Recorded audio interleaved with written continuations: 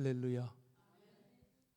이렇게 오늘 뵈니까 오늘 죽을 맛있게 드신 분, 맛없게 드신 분 반반인 것 같아요. 오후 예배도 이렇게 참여해 주셔서 너무 감사하고요. 오늘부터 베드로 전서를 통해서 우리 크리스찬의 삶의 모습은 어떠해야 되느냐, 여기에 초점을 두고 우리 크리스찬의 삶의 모습은 이래야지 라는 것을 사도 베드로를 통해서 주시는 하나님의 말씀을 통해 다시 한번 깨달을 수 있는 복된 시간이 되었으면 참으로 좋겠습니다. 자, 예수님의 제자 베드로가 두 통의 편지를 썼어요. 앞에 쓴 편지가 베드로 전서, 그리고 이제 나중에 쓴 편지가 베드로 후서. 여러분, 예전에는 먼데 사는 사람과 의사를 소통하는 방법이 쉽지 않았잖아요. 그죠? 요즘 같으면야 뭐 세계 어디에 있든지 전화 한 통이면 다 돼요. 또 전화비가 들어가는 게 아까우면 카카오톡으로 하면 돼. 그죠? 그런데 옛날에는 그렇지 않았었어요. 심부름을 시켜서 말을 전달하는 방법이 있었고, 자기가 직접 가서 만나서 말을 하는 방법도 있었고, 또 다른 방법은 편지를 써서 전하는 방법이 있었어요. 자, 그래서 신약 성경 27권 중에 마태복음, 그리고 마가복음, 그 다음에 누가복음은 빼야 돼. 그 다음에 무슨 복음? 요한복음만 빼고 그 나머지는 다 어떤 형식이에요? 편지예요. 요 세 복음서만 빼고 누가복음까지 포함해서 다 편지 형식이에요. 자, 누가복음도 우리가 이제 보통 복음서, 그래서 서신서에서 이렇게 제외하는 경우가 있는데, 사실 보면 누가복음이 뭐냐? 데오빌로 각하에게 써서 증정하는 형식으로 되어 있잖아요. 그리고 이제 이어지는 사도행전 역시 누가복음에 이어서 데오빌로 각하에게 두 번째로 증정하는 편지예요. 이렇게 이제 되어 있거든요. 자, 그리고 그 나머지는 모두가 교회에게 또는 개인에게 쓴 편지가 오늘날 이제 성경으로 우리에게 읽혀지고 있습니다. 자, 예전에는 글을 쓸 때 어디다 썼다고 그래요? 양피지나 또는 파피루스에서 이렇게 썼다고 그랬어요. 뭐 베드로전서는 비교적 짧은 편지였기에 부피가 많이 나가지는 않았을 것으로 생각을 하지만, 구약 성경 같은 경우는 뭐 엄청난 양이죠. 그걸 양피지로 쓴다고 한다면 엄청난 양이었을 텐데, 이것을 다 누구를 통해서 전달했느냐? 사람을 통해서 전달했다는 거예요. 긴 거리를 가야 했기 때문에 강인해야 되고 책임감이 강한 사람을 찾아야 했을 거예요. 자, 그런데 우리가 바울서 시인을 읽다 보면 그 바울의 동역자 두기고라고 하는 사람이 자주 나와요. 그렇죠?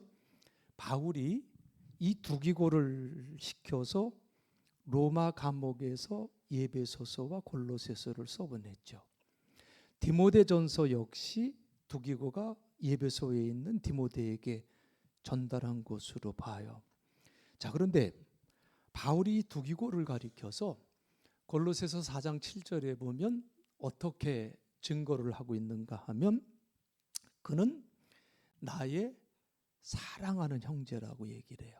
그리고 나와 함께 주님을 섬기는 동역자다, 주 안에서 함께 종이 된 자다, 이렇게 우리 성경에 표현되어 있는데, 나와 함께 주님을 섬기는 동역자다라고 두기고를 이렇게 소개를 하고 있는데, 하나님의 일, 이렇게 이름도 없이 빛도 없이 헌신했던 어떤 사람들을 통해서 성취되는 거예요. 이 베드로전서 역시 누군가 이름이 밝혀지지 않는 베드로의 동역자가 자그마치 어느 곳에다 이 편지를 회람을 시켰냐면 본도, 갈라디아, 갑바도키아, 아시아, 그리고 비두니아에 흩어져 살고 있는 크리스찬들에게 전달한 편지가 이 디모데전서예요.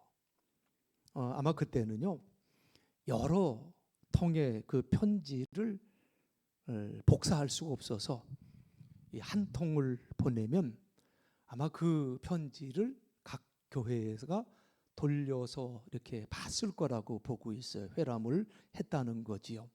그리고 이제 성서학자들은 이 베드로가 이 베드로 전서를 썼을 때의 연도를 어떻게 추정을 하냐면 대충 주후 62년에서 64년경으로 이렇게 베드로 전서가 쓰여졌을 거다 이렇게 보는데, 자 그때는 로마의 황제가 누구였느냐? 그 유명한 네로, 그죠? 로마 황제 그러면 항상 떠오르는 이름이 네로잖아요. 주후 37년부터 68년까지 황제로 재임하면서 왜 네로가 유명해졌느냐? 그 어떤 왕들보다 기독교인들을 가장 괴롭혔던 왕 중에 하나였기 때문에 이름이 많이 기억되는 것 같아요. 박해가 심했어요. 기독교인들은 이미 그 이전에 예루살렘에서부터 시작된 유대인들의 핍박을 피해서 지금의 터키, 투르키예라고 그러죠. 터키 지방으로 피신을 했고요. 그리고 이제 네로 황제의 핍박이 시작이 되면서 극심해지면서 유대인의 핍박을 피해서 터키 쪽으로 이전을 했는데 그 당시 터키도 로마의 속국이었거든요. 그러니까 이제는 또 로마로부터 핍박, 박해를 받기 시작을 했다는 거죠. 오늘 1절에서 이들이 유대인의 핍박을 피해서 피신해 갔던 곳이 본도, 갈라디아, 갑바도키아, 아시아, 비두니아에 흩어진 나그네들, 이렇게 이제 베드로가 표현을 했는데 지도 하나 좀 보여주세요. 우리가 성경을 보면 대충 어딘지를 모르는데 저게 지금의 이제 터키 지도거든요. 저게 지금 현재 터키 지도고, 이제 여기서 말하고 있는 이제 그 지명을, 저 터키 지도를 한번 먼저 보시고 그리고 지도 그 다음 거 한번 보여주세요. 예, 저기 보면 이제 터키가 저렇게 쭉 있잖아요. 본도가 어디에 있어요? 본도가 터키 북쪽 해안, 저 위에 흑해 쪽, 그죠? 비두니아 옆에 거기가 이제 본도고요. 터키 북쪽 해안으로 흑해를 따라서 이렇게 길게 위치한 곳이 본도. 그 다음에 이제 갈라디아는 본도 밑에 중앙이지요. 내륙 중앙. 현재 터키의 수도 앙카라가 있는 그 지역이 지금 갈라디아. 그리고 이제 그 밑으로 이렇게, 아유 내가 잘 안 보이네.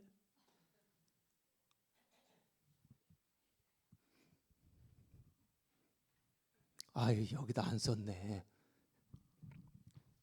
여기가 갑바도키아예요. 여기가 이 지역이 갑바도키아 지역인데, 여러분 갑바도키아라고 하는 데는 굉장히 기암괴석이 있어요. 아주 지형이 아주 굉장히 독특하고 이렇게 버섯이 이렇게 올라가다가 위에가 버섯 모양으로 이렇게 돼 있어요. 이제 그래서 그 지형의 영향을 받아가지고 영감을 받아서 나온 영화가 하나 있어. 만화 영화. 그 만화 영화가 우리나라가 81년서부터 89년까지 우리나라도 방영했는데 스머프. 스머프라는 영화가 이 가파도키아의 지형을 보고 이제 영감을 받아서 만든 애니메이션이래요. 이제 그렇게 이제 굉장히 독특한 석회암 지역의 동네인데 여기는 참 가면 가슴이 아파요. 여기에는 대림구유라고 하는 말이 무슨 뜻이냐, 깊은 운물이라고 하는 뜻인데 거기에 지하도시가 있어요. 지금은 아마 8층까지 이렇게 공개가 됐는데 원래는 11층, 그 높이가 자그마치 55m, 그 55m까지 파고 내려가서 거기서 핍박받았던 그리스도인들이 피해 살던 곳, 2만에서 3만 명이 거주할 수 있는 그 정도의 그 지하도시가 이 가파도키아에 있어요. 그 안에는 교회도 있고 학교도 있고 집도 있고 무덤도 있고, 카타콤베라 그러죠. 무덤도 있고, 이제 그런 이제 지역이 저 맨 오른쪽 가파도키아 지역이고요. 그리고 이제 아시아라고 하는 지역이 저 끝에 있죠. 왼쪽으로. 아시아 위쪽에 유럽하고 이렇게 그 마주어지는 곳이 아시아라고 하는데 이 아시아는 아시아 제국을 얘기하는 게 아니고 아시아 제국을 얘기하는 게 아니고 그 쉽게 생각하면 저기 아시아 주예요. 로마의 그 행정구역 중에서 저 터키 쪽의 아시아 주 이렇게 생각하면 좋을 것 같아요. 자, 여기에 이 아시아에 7교회가 있고요. 거기에 이제 주 도시가 예배소인데, 그러면 소아시아는 뭐냐? 이제 이렇게 또 얘기하잖아요. 소아시아는 저 아시아가 아니에요. 저건 하나의 주고 소아시아는 저걸 다 포함하는 거예요. 저걸 다. 그러니까 터키 지역 전체를 다 포함하는 거. 왜냐하면 전체 아시아의 조그만 한쪽이잖아요.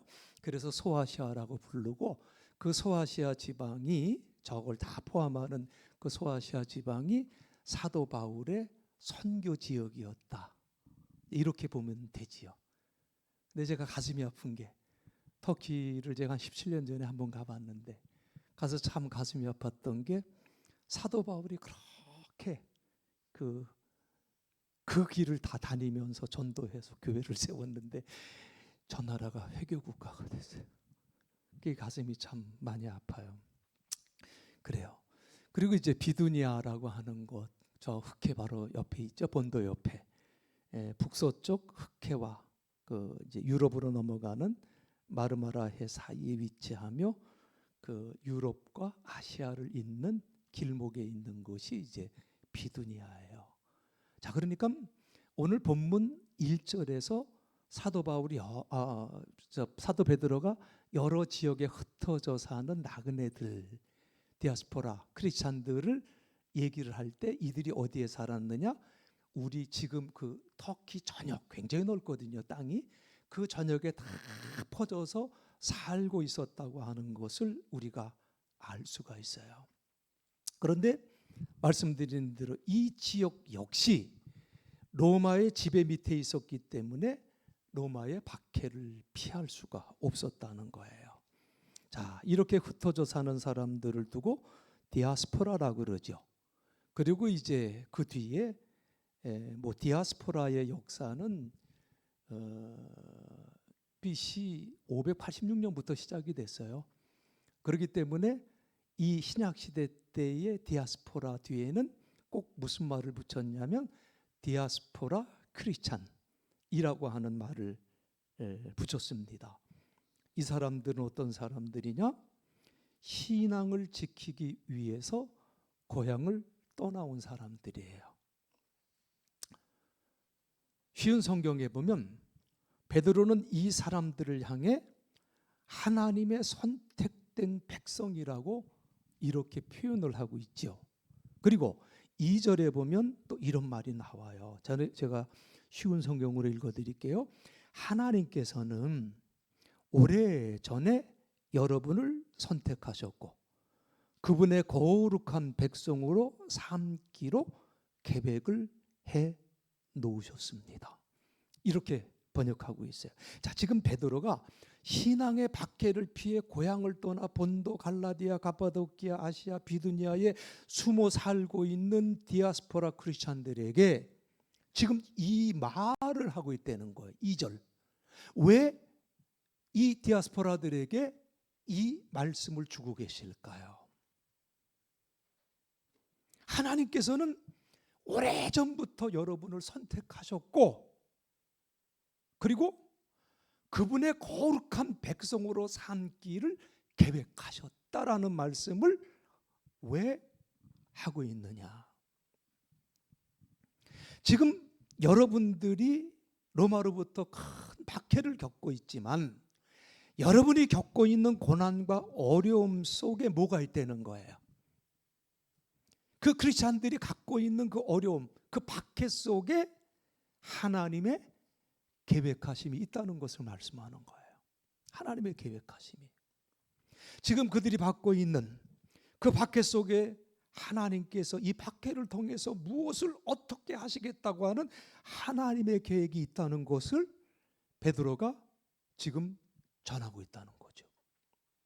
여러분, 이 말씀은요, 베드로가 지금 박해받고 있는 크리스찬들을 안심시키기 위해서 주는 그런 값싼 위로의 말이 아니에요. 어디선가 제가 그런 글을 읽어본 적이 있는데, 그 정신과 의사가 쓴 글이었었는데, 그분이 그런 그 말을 써요. 다는 기억을 못 하는데, 어려운 일들을 겪은 사람들이 주변에 있잖아요. 슬픈 일을 겪은 사람도 있고, 힘든 일을 겪은 사람도 있고, 남에게 말 못할 고통 속에 있는 사람들도 있고 많아요. 그런데 사람들이 이상하게 그런 사람들을 위로한다고 하는 말이 더 그 사람의 마음을 아프게 한다는 거예요. 더 힘들게 한다는 거예요.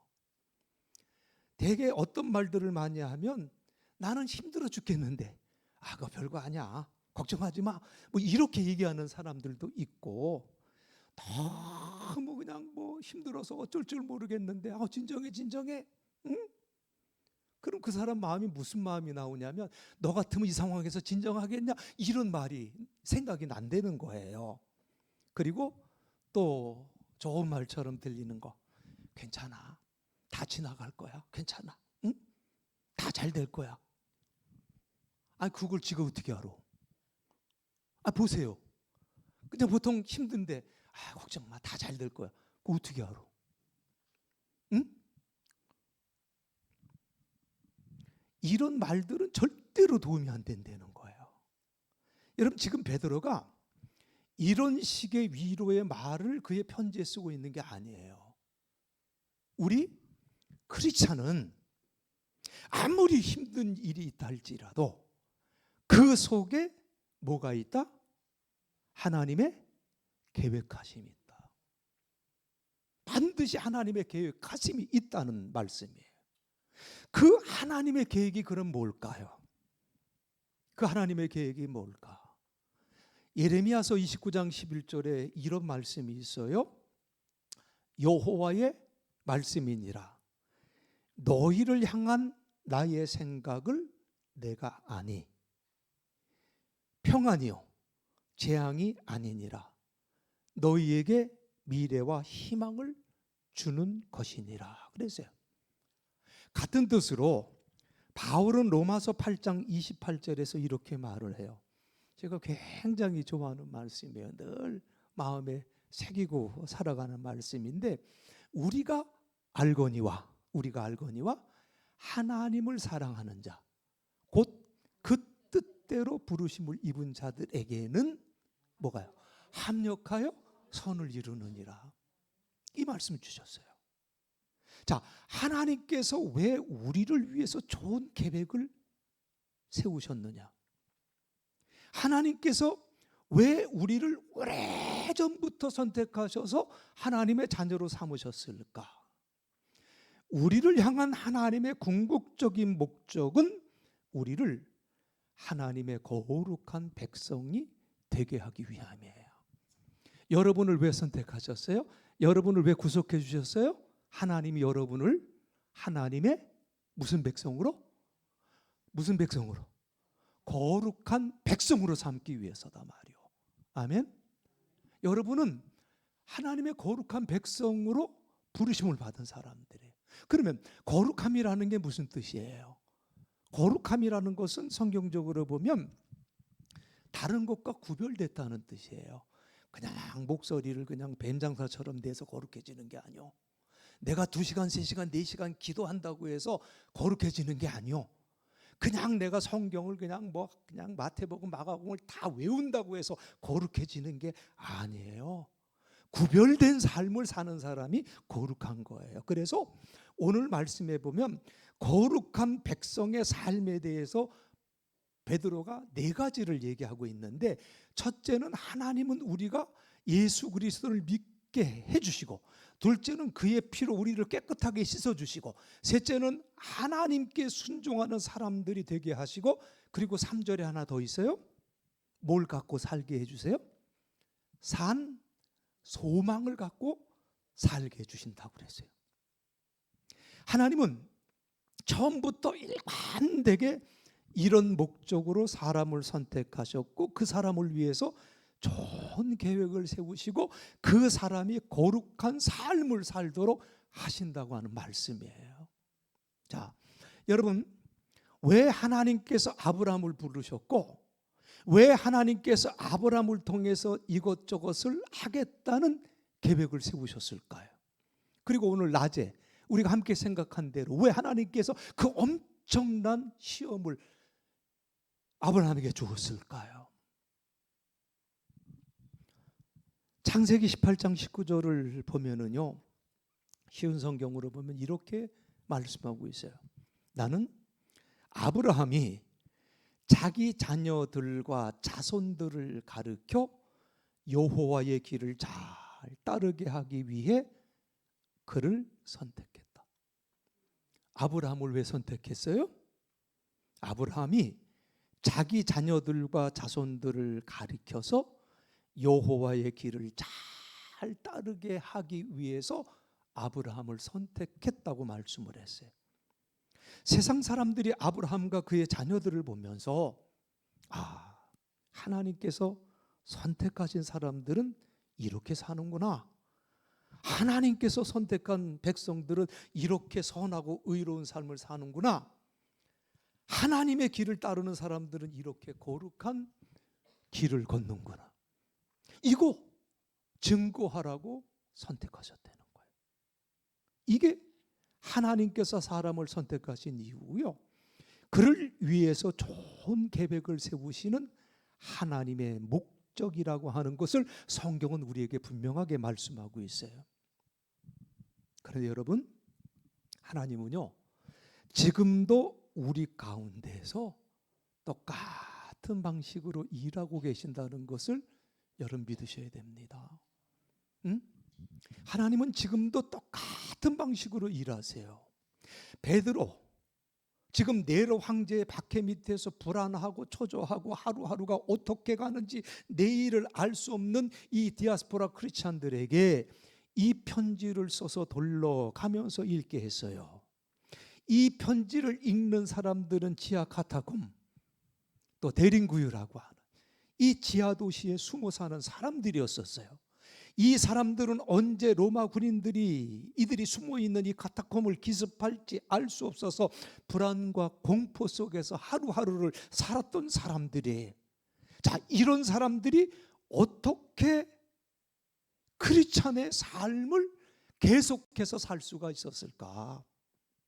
어떻게 크리스찬의 믿음을 버리지 않고 그 캄캄한 지하에서 그들이 살아갈 수가 있었을까? 비록 지금 이런 고난의 삶을 살고 있다 할지라도 나의 삶 속에 나를 부르시고 나를 선택하신 하나님의 목적과 계획이 있다는 것을 확신하고 있었기 때문에 이런 박해 속에서도 이들은 그들의 삶을 살 수가 있었다는 거예요.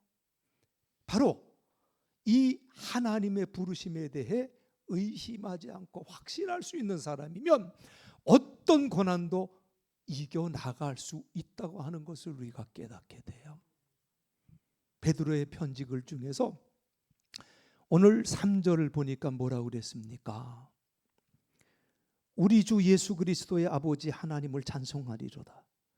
그의 많으신 긍휼대로 예수 그리스도를 죽은 자 가운데서 부활하게 하심으로 말미암아 우리를 거듭나게 하사 산 소망이 있게 하시며 라고 말씀을 했어요. 예수 그리스도를 죽은 자 가운데서 부활하게 하심으로 말미암아 우리에게 거듭나게 하사 산 소망이 있게 하셨다. 이 말씀이 굉장히 많이 와닿아요.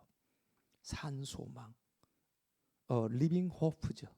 말 그대로 산 소망이에요. 살아있는 소망. 그러면 산 소망이 있으면 반대가 뭘까요? 그래, 죽은 소망이지. 산 소망이 있으면 반대로 죽은 소망이요. 다른 말로 표현하면 헛된 소망이 있어. 응? 아무 근거 없는 소망이 있어요. 그렇게 소망했다가는 망하는 거예요. 그러나 우리 크리스찬의 소망은 근거가 있습니다. 예수 그리스도가 죽음을 이기시고 부활하셨어요. 그리고 나를 믿는 사람은 영원히 살게 될 것이라고 약속해 주셨어요. 이를 두고 바울은 예수님의 부활을 두고 뭐라고 표현을 했냐면 첫 열매라고 표현을 했어요. 첫 열매. 맨 처음에 열리는 열매. 부활하신 예수님을 바울이 그렇게 표현했잖아요. 자, 첫 열매가 열리면 그 다음에 열매들이 어떻게 돼? 계속해서 열매들이 맺혀지지 않겠습니까? 그 열매들이 바로 예수 믿는 사람들이라고 고린도전서 15장 20절에서 그리고 23절에서 바울이 선포하고 있는 것을 봐요.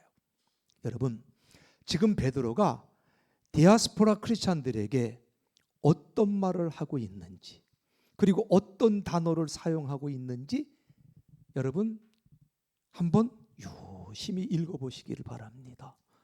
4절에 보니까 뭐라고 그래요? 썩지 않고. 그 다음에 같이 한번 읽어봐요. 4절에 뭐라고 그랬어요? 썩지 않고 더럽지 않고 쇠하지 아니하는 유업을 있게 하시나니 곧 너희를 위하여 하늘에 간직하신 것이라. 자, 하나님께서 그리스도 안에서 우리에게 약속하신 것, 썩지 않고 더럽지 않고 쇠하지 아니하는 유업을 있게 하시나니 그랬어요. 유업. 영어 성경에 보니까 priceless inheritage라고 그랬어요. inheritance. 그러니까 값으로 매길 수 없는 유산. 그 귀중한 유산이라고 해요. 여러분 100만 원, 1000만 원, 억, 10억, 100억. 어우, 큰 돈이죠. 이거는 값이 있는 거예요. 그렇죠? 그런데 하나님께서 믿는 사람들 위해서 약속하신 것들은 값을 붙일 수 없을 정도로 귀한 것이라고 말씀을 하고 있어요. 그래서 영어 성경에서는 priceless inheritance라고 이렇게 값을 매길 수 없는 유산이다. 이렇게 표현을 하고 있어요. 그런데 이게 어디 있다고 그래요? 이 값을 매길 수 없는 이 귀중한 유산이 어디 있다고 그래요? 오늘 4절에 보니까 너희를 위하여. 4절에 보니까 어디에? 하늘에 말이요. 응? 하늘나라에 보관되어 있다. 이렇게 말씀하고 있어요. 그래서 절대로 그 누구도 빼앗아갈 수 없는 것이라고 말씀하고 있어요. 변하지 않아요. 이것은 부패하지도 않아요. 썩지도 않아요. 여러분 한번 상상해 보세요. 지금 어두컴컴한 지하동굴에서 베드로가 보낸 이 편지를 아마 어떤 사람이 읽어주고 있었을 거예요. 그리고 모두가 숨을 죽이고 이 사람의 말에 귀를 기울이고 있는 그 장면들을 한번 좀 생각해 보세요. 죄송해요. 저만 먼저 거기 갔다 와서 저는 그게 자꾸 상상이 돼요. 그러셨구나. 그 지하 동굴이 이렇게 상상이 돼요. 어두컴컴한 거기. 이 편지 다른 사람도 아닌 베드로가 보낸 편지예요. 그 안에 참 넓은, 이렇게 넓은 곳이 여러 곳 있어요. 교회만큼. 광장이라고 그랬죠. 참 경이로웠는데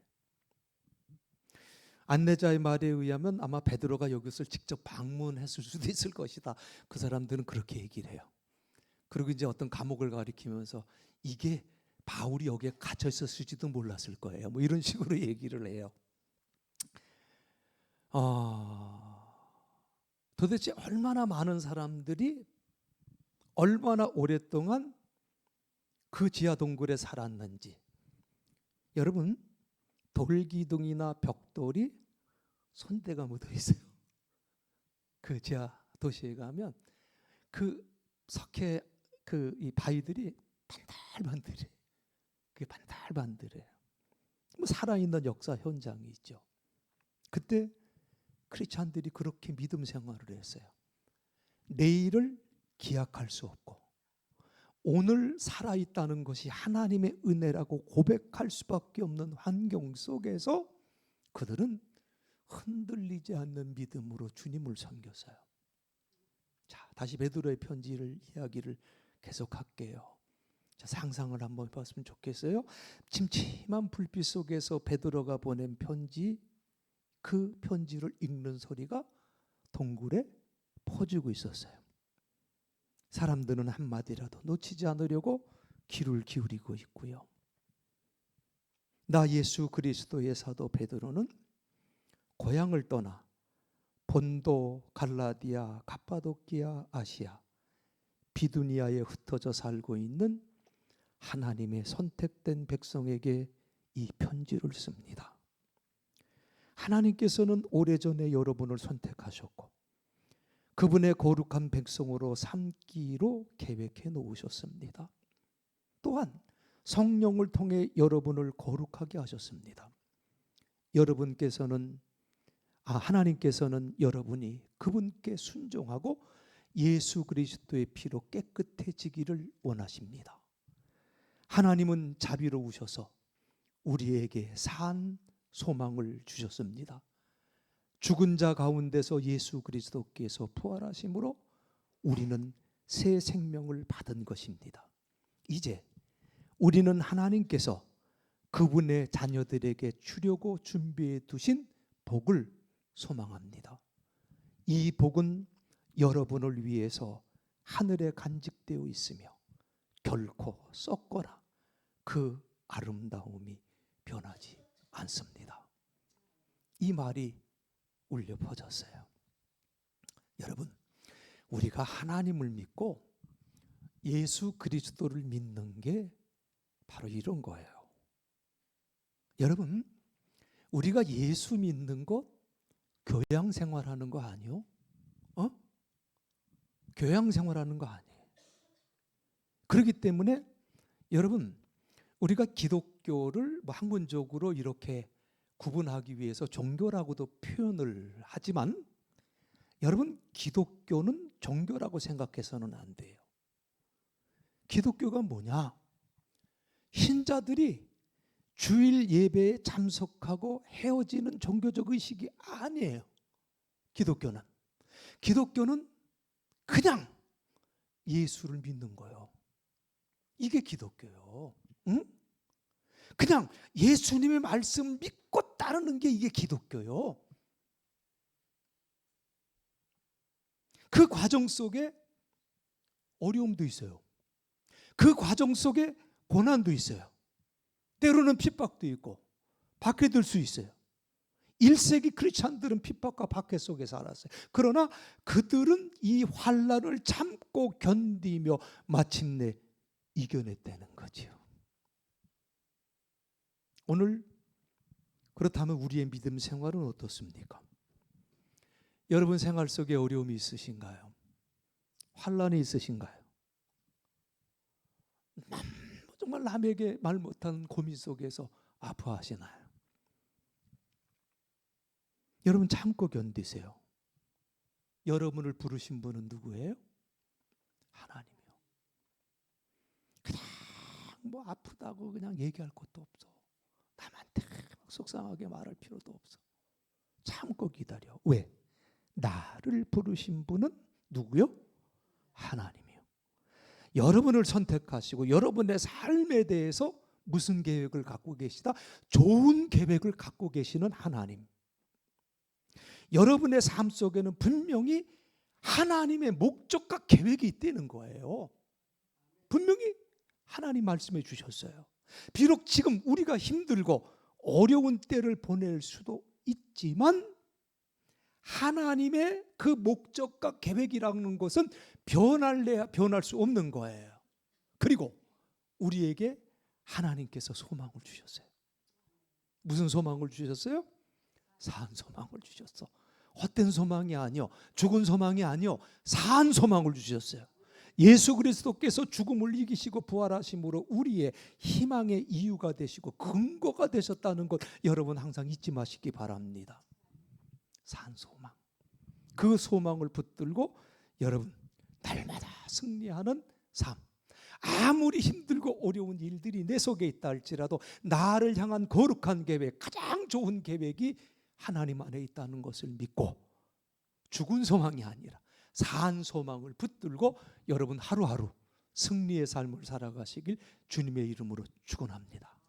오늘 시간 우리 다 같이 찬송가 91장 부르고요. 우리에게 주신 소망 다시 한번 확인하시고 어렵고 힘들고 시험과 고통이 있다 할지라도 하나님이 내게 향한 나에게 주신 가장 귀한 계획이 있음을 믿으시고 그 소망 속에서 능히 이기고도 남음이 있는 삶을 살게 해달라고 하나님 앞에 통성으로 우리 잠시 기도하겠습니다. 91장 찬송합니다.